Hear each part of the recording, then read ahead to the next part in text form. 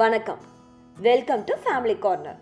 உங்களுக்கு இந்த வீடியோ பிடிச்சிருந்தால் லைக் பண்ணுங்கள், கமெண்ட் பண்ணுங்கள், ஷேர் பண்ணுங்கள், மறக்காமல் சப்ஸ்கிரைப் பண்ணுங்கள். இன்னைக்கு மாங்காய் சாதம் எப்படி பண்ணுறதுன்னு பார்க்க போகிறோம். மாங்காய் சாதத்துக்கு 2 கிளிமூக்கு மாங்காய் சூஸ் பண்ணியிருக்கோம். அதை நீங்கள் இந்த மாதிரி செரவி எடுத்துக்கோங்க. ஒரு பாத்திரத்தில் நல்லெண்ணெய் ஊற்றிக்கோங்க. எண்ணெய் சூடானதும் 1/2 டீஸ்பூன் கடுகு பொரிஞ்சதும் 1 டீஸ்பூன் கடலைப்பருப்பு, 1 டீஸ்பூன் உளுந்தம்பருப்பு, இது எல்லாம் போட்டு தாளிச்சுக்கோங்க. அது கூடவே 1/4 டீஸ்பூன் பெருங்காயத்தூள், 1/2 டீஸ்பூன் ஜீரகம், இதையும் சேர்த்து தாளிச்சுக்கோங்க.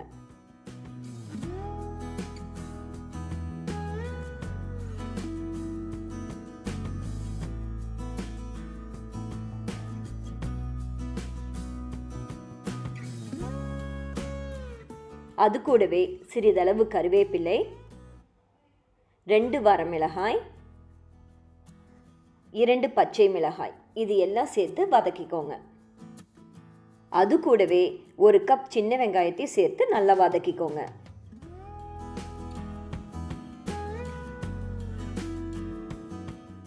அது கூடவே சிறிதளவு உப்பையும் சேர்த்து நல்லா வதக்கிக்கோங்க.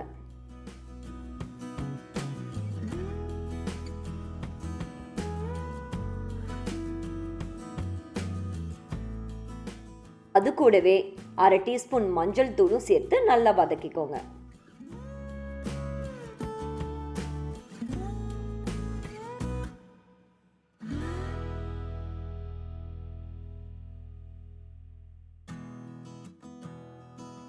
வெங்காயம் ஓரளவுக்கு வதங்கினதும் ஏற்கனவே வடித்து வச்சிருக்கிற 2 கப் சாதத்தை இது கூட சேர்த்துக்கிறோம்.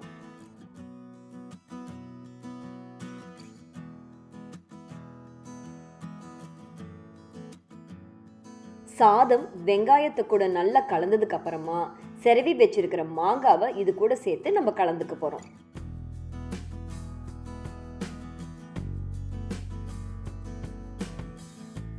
மாங்காயை கடைசியா சாதத்தோட கலந்து விடுறது தான் இந்த ரைஸோட ஸ்பெஷாலிட்டி. கடைசியா கொத்தமல்லி தழை தூவி இறக்கிடலாம்.